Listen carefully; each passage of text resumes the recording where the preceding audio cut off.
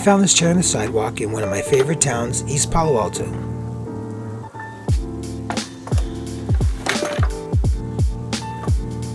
I actually had no idea how to take this thing apart. I turned this, which did nothing, and I saw this little screw and gave it a turn, which released it. It looks like someone added these screws later because the heads are too small. They don't actually hold anything in place, and they damaged the seat because they went all the way through. So I'm just going to add some washers that I had. I really didn't want to drive out to the hardware store to buy some proper screws, so I'll just ruin some drill bits, and it mostly worked. So now these screw heads actually catch, and they won't go all the way through to damage the seat.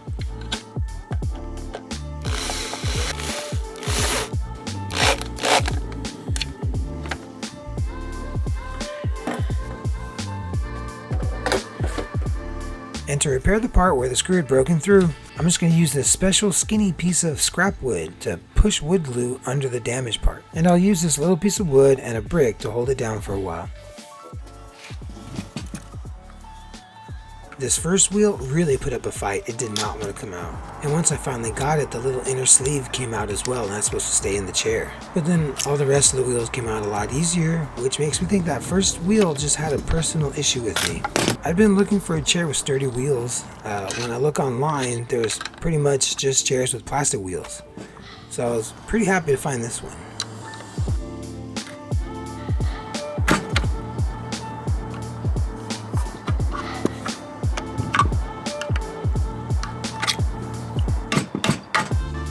And then I had to sand the whole thing down. I think the key to a ridiculous task like that is making some kind of repeatable system. Start sanding the tops, then do all the left sides, then do all the right sides, then do the difficult parts by hand, and absolutely hate life. Just basically, it's a way to reduce the amount of spaces that I missed with the sander.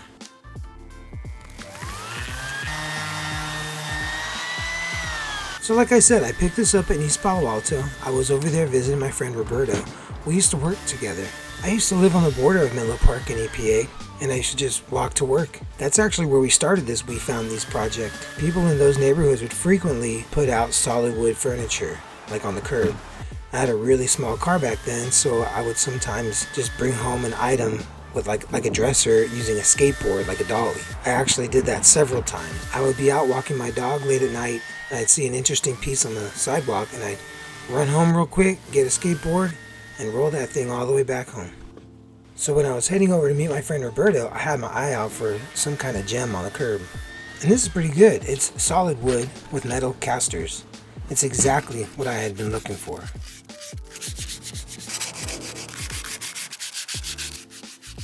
And I just want to say, East Palo Alto and the Bellhaven community of Menlo Park has some of the best restaurants. And actually, my friend Roberto makes the best tacos, like literally top tier tacos in the world. But he only does some side catering gigs. I don't want to ask him to pull out all of his catering gear just to make me a plate of tacos. I mean, I want to, but I won't. Maybe I can just crash one of his catering events. Like, it's absolute top tier tacos.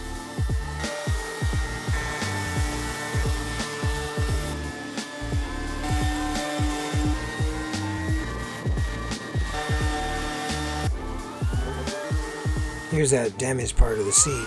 It looks like the glue and the brick did the job. I just sanded away my problems here. Sanding the back part of this chair is pretty difficult. I just get what I can with the sander, and then I'll get the rest with the folded up piece of sandpaper and just over exfoliate my fingertips. Whenever I have to sand something by hand like this, I have to constantly tell myself to not give up. It's just a little bit more, which then turns into never give up, never surrender. So I end up quoting Galaxy Quest to myself. It's just like an okay movie with intentionally campy cliche lines. I can see that I didn't finish sanding this thing, but I guess I was just eager to put it back together. Oh, the metal part of these ball casters were really rusted. So I'm cleaning these up with a 60 grit sandpaper. I should have followed up with some rust removing chemical, but I didn't have any, and I didn't want to go to the hardware store to get some. Now that these are mostly clean, I'm going to cover these ball wheels in blue masking tape. It is pretty awkward, At some point we had a little bit of rain, so I went into the garage and I pulled hair from these wheels. They had so much hair wound up around the axles, but after that they rolled way better. I don't think I've ever taped up a spherical shape before. It's pretty awkward, and you can see there's parts where I was just okay with some spray paint getting through.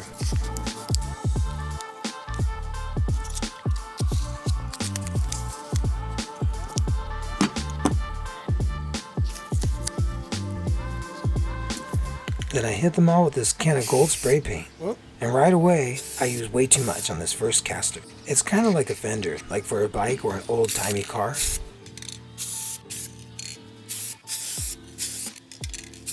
And then I set them to dry on this piece of scrap wood that actually happened to have the right size holes drilled in it. And then I guess I had to stop lying to myself and go around hand sanding all these pieces that I missed earlier.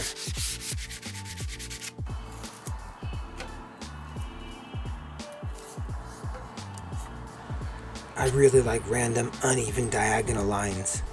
And I like mixing raw wood grain with paint. It's a pretty simple thing to do, but I just like the way it looks. I actually did something very similar with the wooden folding chair several years ago.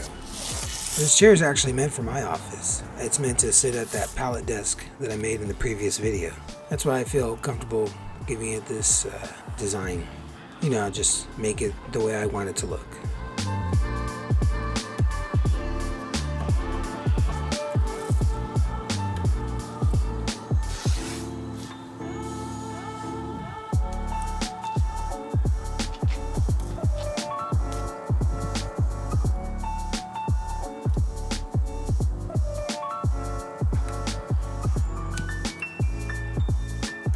So I mix this paint myself. I like to buy Oops paints from Home Depot on the cheap, but sometimes it's not exactly what I think it will look like. So this one looked white, but then it turned out to be really light green. So I added a little bit of pink, and it turned out to be this really nice vanilla bean color. I think it goes great with this natural color of the wood. That's my painting up phase. I'm careful to get all the brush strokes to match the grain of the wood. I really like the look of that detail.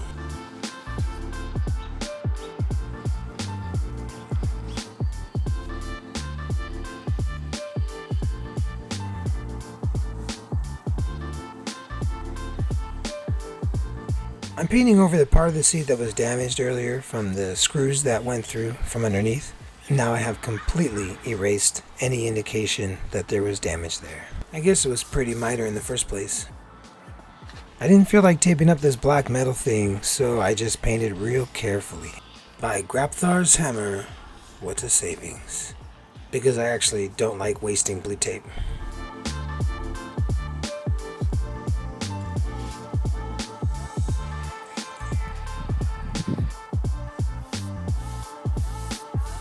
I really like this color combination here with these slightly diagonal stripes. Pretty interesting style.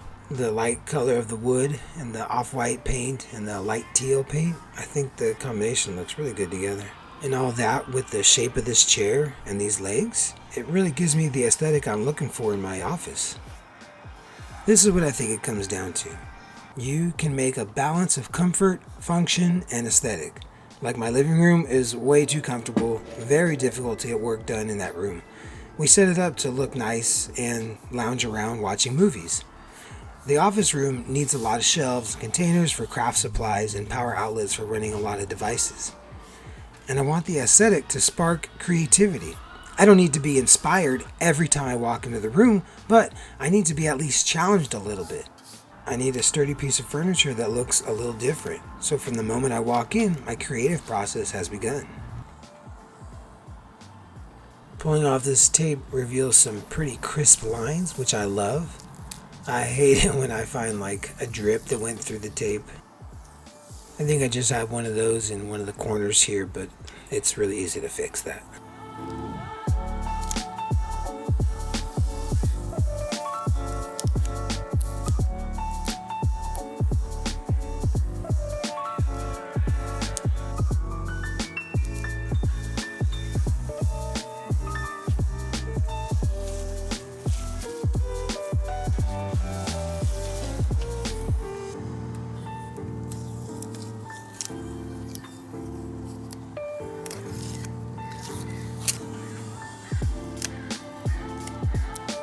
Oh, I guess the spray paint's dry and now I gotta unwrap these ball wheels. That color came out real nice. They look really good on the bottom of this chair and they roll really smooth now. I'm not done yet. I put the wheels on so that I can elevate the chair a little so I can put on the clear coat.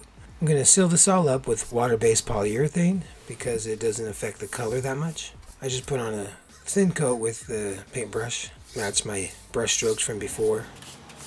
So I actually did this project for my wife, and then she didn't think it was very comfortable. She really liked the way it looked, just didn't like sitting in it. So after a couple months of using it, we ended up selling it. Oh, and it rolls too fast now.